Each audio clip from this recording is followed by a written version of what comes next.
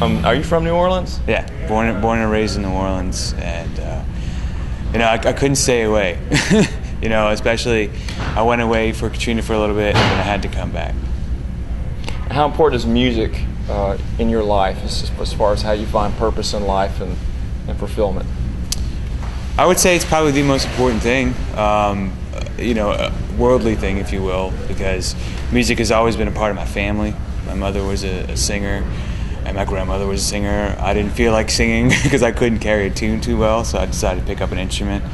And so for me, I play music every day.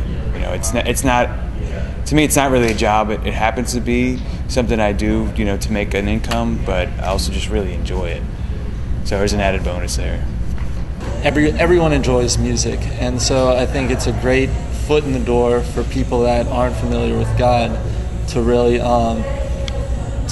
get touched by Christian music.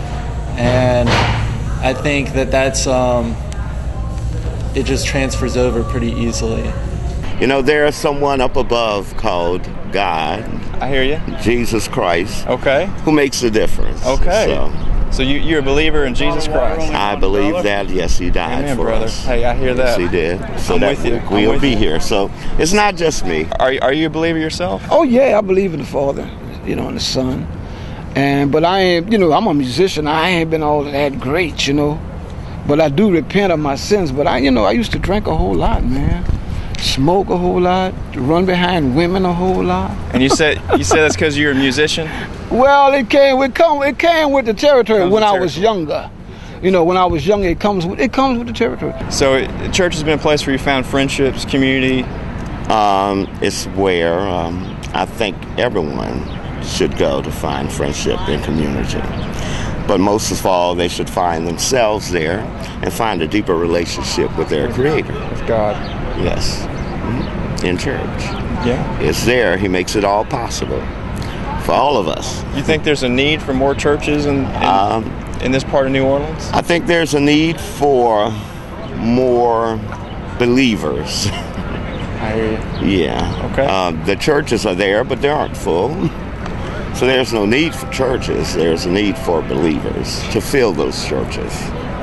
It is an interesting thing when we try to reach out to other musicians that are not Christians.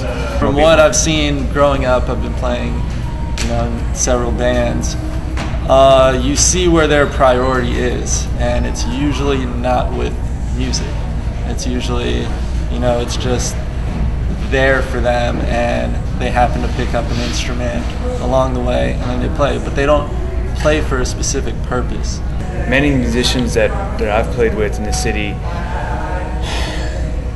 it's a self-serving art. It's really about how many cool riffs or how many cool things can I do to impress people, how much money can I make.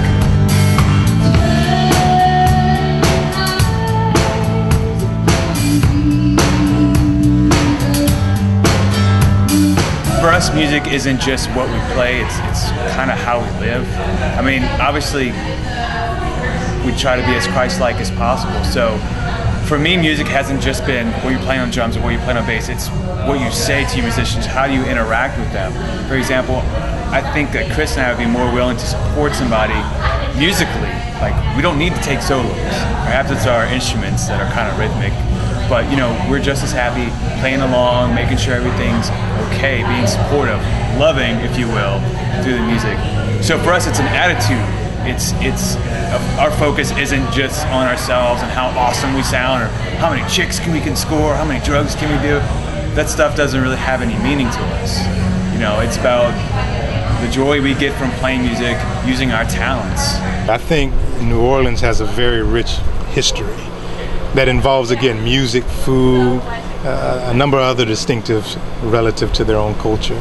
And coming in, I think in order to be accepted, you have to be willing to embrace a number of things about the culture, as opposed to coming in and trying to, do your own thing and so on and so forth. Mm-hmm. And just coming in and enjoying the music, enjoying a lot of the good things about the culture, I think is a leeway into being accepted. I don't try to make people think I am an insider, that I was born and raised here. I actually work on just loving people and helping them to understand it doesn't matter one way or the other. For instance, my neighbors, we've been living next door to for 5 years.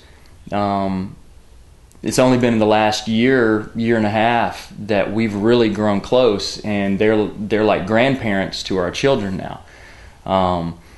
Their family has accepted us, and that's just because we love on them. We're always hanging out with them. New Orleanians love hanging out on porches, and so we go hang out on the porch, talk to them.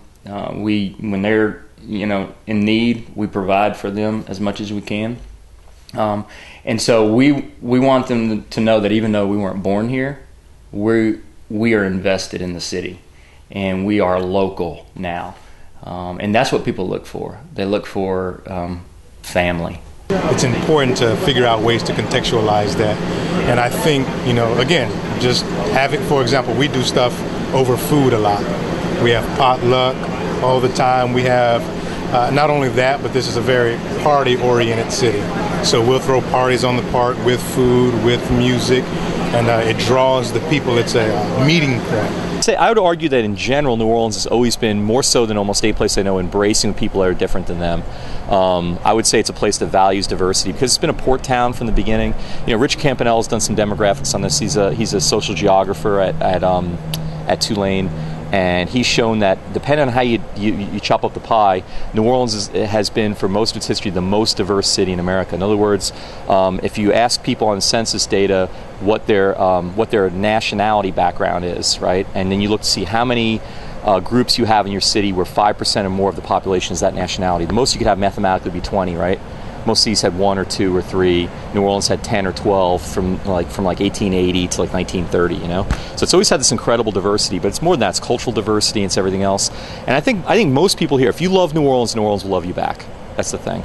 If you come here and you say, here's what's wrong with the city, oh my gosh, I can't believe it's run this way, all this stuff needs to change, then people shut you down. And I think it's a lot harder to break in culturally. But if you really love the city and then in the context of love want to see things get better, then I think, and people can sense that, and your actions show it, then I think people are very accepting of you here.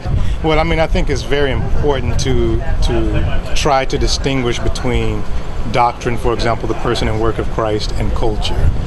And, there are a number of things about culture that, in my opinion, are in and of themselves, neither positive nor negative. I think the question is seeing Christ in light of these particular aspects. And so, for example, I think people in our community, they're very much so open to hearing about Christ, his person, his work, many things they may have never heard via these other mediums that you can present him in. But when we often talk, in terms of the person and work of Christ, and we associate him with a particular culture or a particular style, that again is neither, positive nor negative in and of itself, I think that's when people tend to draw back. So what we've attempted to do is present Christ in light of, again, that person's culture.